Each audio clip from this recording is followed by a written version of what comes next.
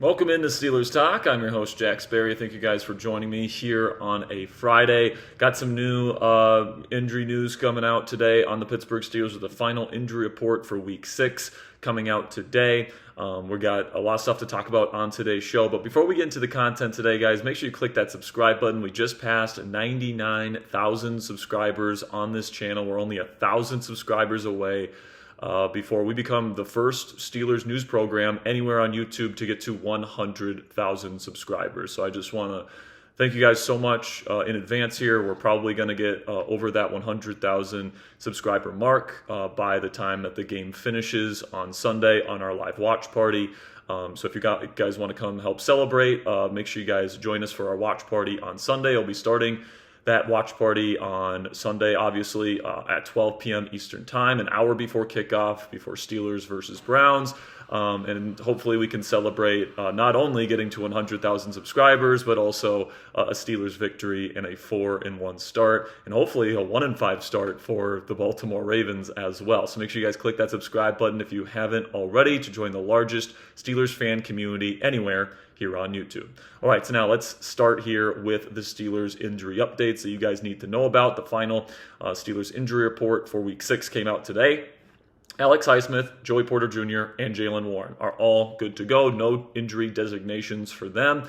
And obviously getting these three starters is a big deal back for the Pittsburgh Steelers, right? Because you got Alex Highsmith, who is one of the most disruptive edge rushers in the entire National Football League when he is healthy and playing. He hasn't played in quite a while. Now, obviously, Nick Herbig has certainly done a good job holding down the fort in the meantime, and I do expect Herbig to still have a very heavy workload as the season goes on. But, having that three-headed monster of TJ Watt, Alex Highsmith, and Nick Herbig is really what can make this Steelers defense and this pass rush so special, because they can have a healthy rotation of these guys and never give opposing defenses a break when they're all healthy. And, frankly, these three guys have been on the roster a lot over the last several seasons here, but they haven't really been all healthy at the same time very often. So hopefully the Steelers can take advantage of that, and hopefully we actually get to see over a good stretch of time here a fully healthy TJ Watt, a fully healthy Alex Highsmith, and a fully healthy Nick Herbig. When you combine that with the depth that the Steelers have on the interior, Cam Hayward, Keanu Benson, Derek Harmon, etc., Daniel Ekuale, all these guys that Y.A. Black, they've got some serious depth on the defensive line and with their pass rush this year. And now that, we're finally getting healthy there, really excited to see what that's going to look like. Then Joey Porter Jr., getting him back is really, really crucial, guys. What the Steelers do with Joey is he's their press guy. He's their man everywhere he goes defender, where if they want to go rotate a coverage away from the number one corner on the outside, they can do that with Joey Porter Jr. They trust him on those island assignments one-on-one in press because he's got such great physicality and arm length. He's one of the best press jam corners in the National Football League, and since he's been out, the Steelers haven't had that as an option for them, and because of that, they've been kind of playing more off coverage. They've been playing a little bit softer, but now with Joey Porter Jr., adding into the Steelers defense now, they can play even more aggressively in terms of the coverages that they call.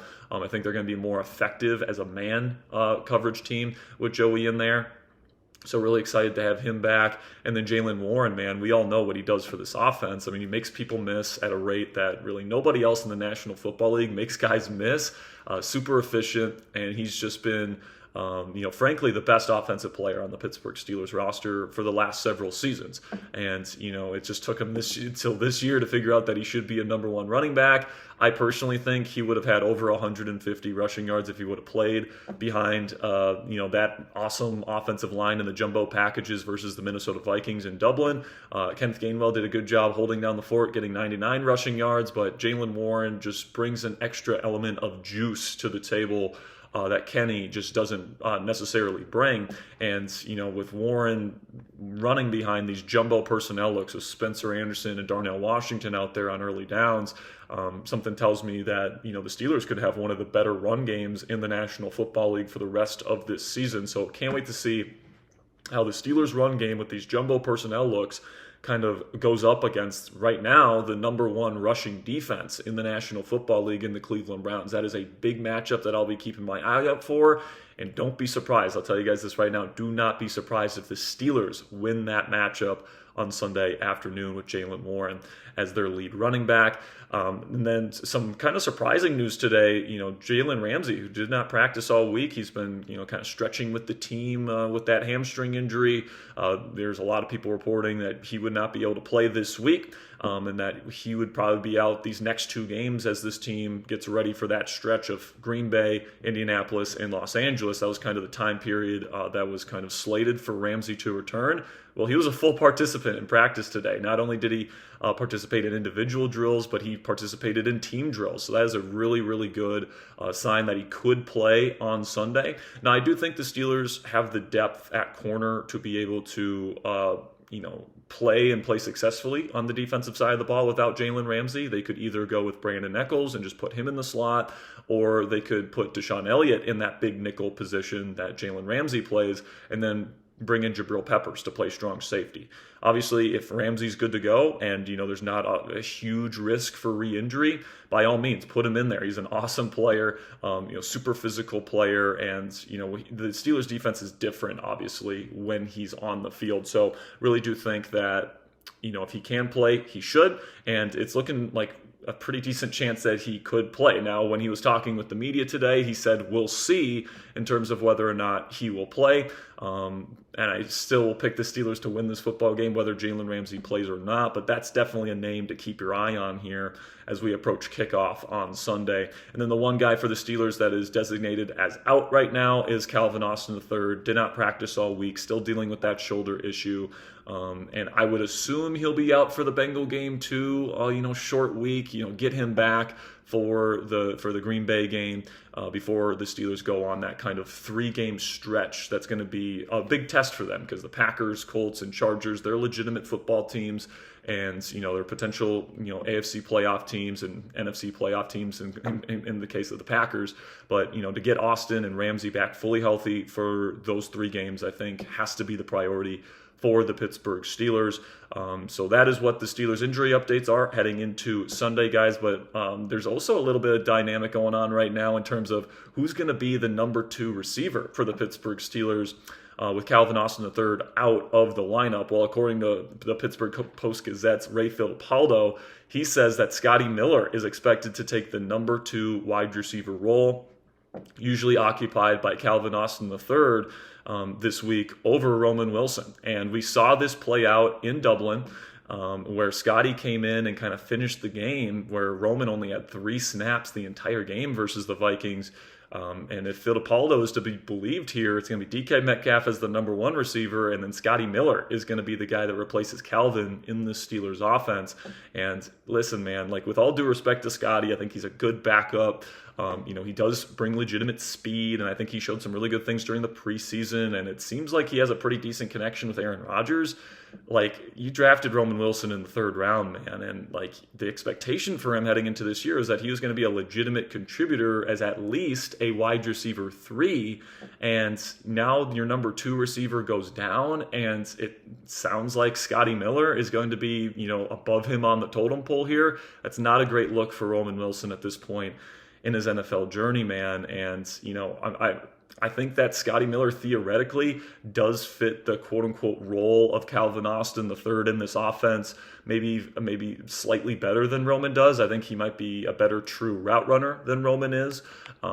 He's obviously got a very similar amount of speed to Calvin. He's a similar size. He's a very similar profile to Calvin Austin III, even though I would say he's not quite as good as Calvin is. But plain and simply, guys, if you have Roman Wilson, he's a 3rd round pick. This is his 2nd season in the league. I know he lost most of his rookie season due to injury, but you would want Roman Wilson as a 3rd round pick to be the guy that they trust to, bestow upon this role when and if Calvin Austin III goes out with an injury. And it doesn't appear like that's the case at this point. I do think that Scotty has an opportunity to actually have a pretty good game against Cleveland. I think that the Steelers will be very jumbo personnel heavy, let's call it, on Sunday, which could open up a lot of crosser opportunities and play action, deep shot opportunities that he can showcase his speed. And I actually think Scotty could have a pretty darn good game as the number 2 receiver for the Pittsburgh Steelers on Sunday afternoon.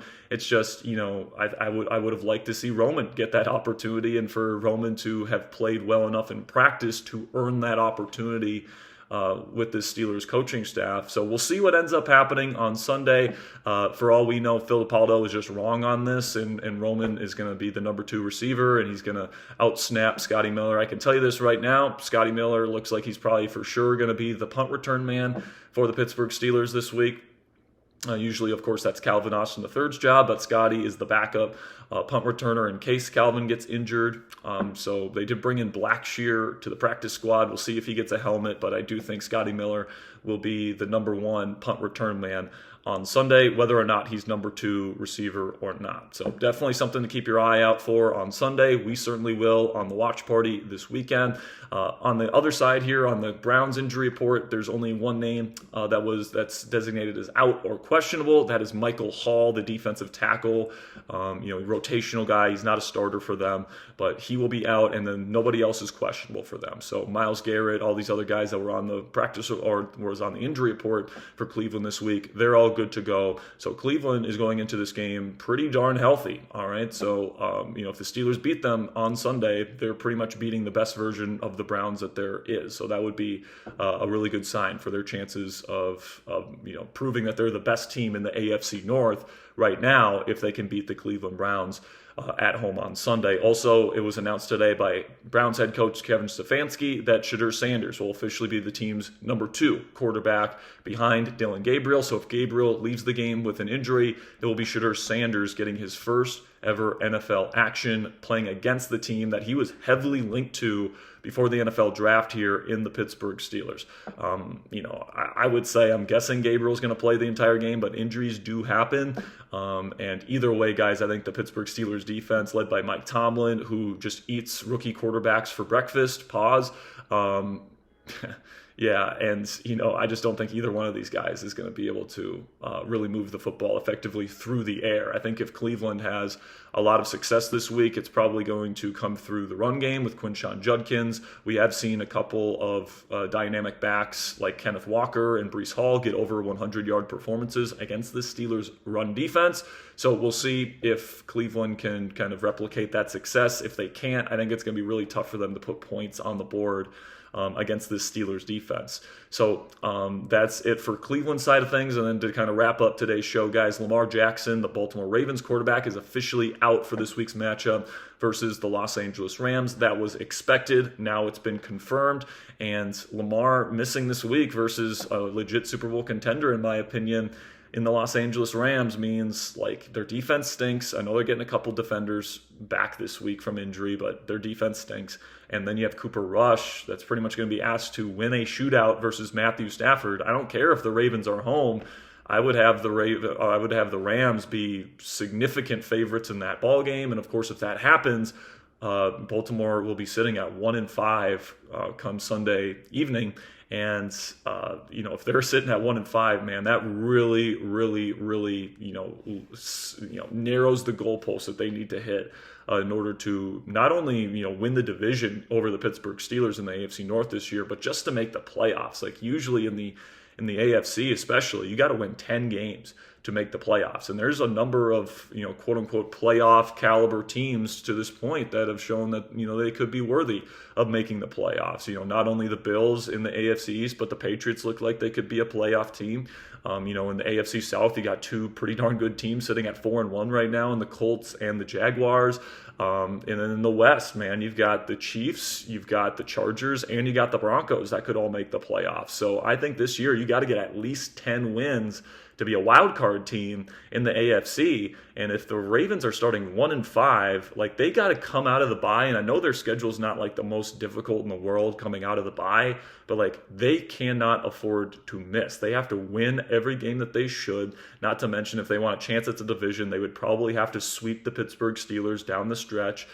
Usually the Steelers at least win one game against the Baltimore Ravens in a given season. And, I just don't know if that defense is actually going to be able to turn it around. They're going to have to be the best team in football to kind of turn around their season if they start this year off 1-5 just to make the postseason.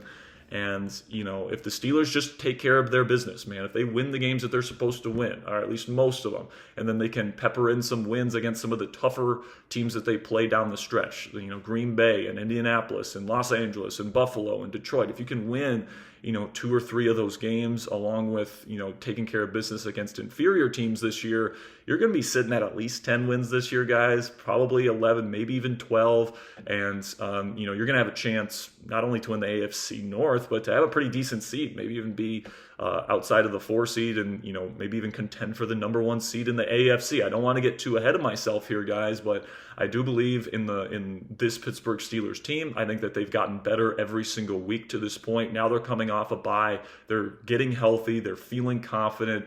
And I think this team is built with all the new players coming in, all the new veterans. I think this team is built to play their best football towards the end of the season and to continuously play better as the season goes on. So hopefully we see that progression continue on Sunday. We will be live starting at 12 p.m. Eastern Time on Sunday for the Steelers Talk Watch Party. Like I said, guys, we're probably going to hit 100,000 subscribers on that stream. So if you want to come celebrate that with us and hopefully celebrate another Steelers victory on Sunday, make sure you guys click that subscribe button if you haven't already and join us on Sunday at 12 p.m. Eastern.